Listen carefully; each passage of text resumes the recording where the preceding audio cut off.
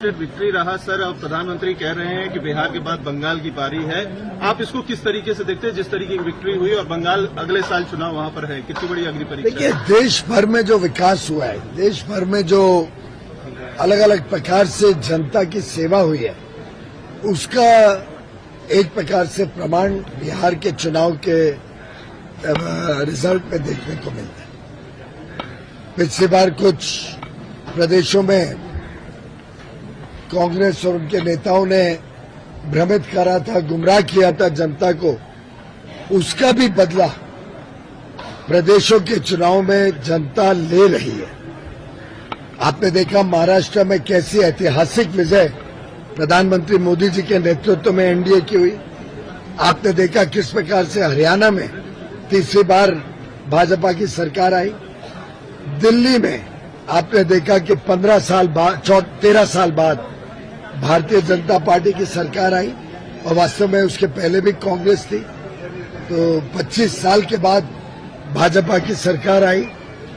बिहार का आपने रिजल्ट देखा, ये दर्शाता है देश में जो विकास हो रहा है, भारत का जो वर्चस्व आज पूरी दुनिया में बन रहा है, उसका साधुवाद भारत की जनता प्रधानमंत्री मोदी जी को आशीर्वाद के रूप में दे रही है।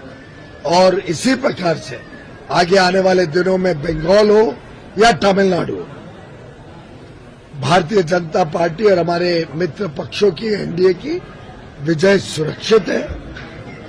पक्का दिखने को मिलता है कि अब जनता समझ गई है कि उनके हितों का रक्षक और उनके हितों को सर्वप्रथम सर्वोपरि रखते हुए जो प्रधानमंत्री मोदी जी काम कर रहे हैं, वही राजनीति अच्छी राजनीति है।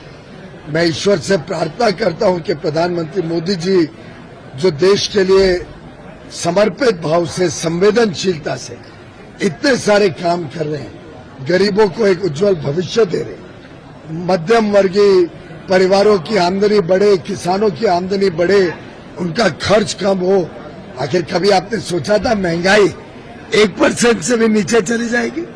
कभी आपने सोचा था 4 वर्ष से विश्व की सबसे तेज गति से बढ़ने वाली अर्थव्यवस्था भारत बनेगी? इतने तकलीफों के बावजूद विश्व स्तरीय कितना उथल पुथल चल रहा, पर भारत आगे बढ़ रहा क्योंकि मोदी जी ईमानदारी से जनता की सेवा कर। मैं ईश्वर से प्रार्थना करता हूं मोदी जी को और हिम्मत दे, उनका अच्छा स्वास्थ्य रहे कि वो और वर्षों दशकों तक देश का नेतृत्व करें और उनके नेतृत्व में देश विकसित भारत बने।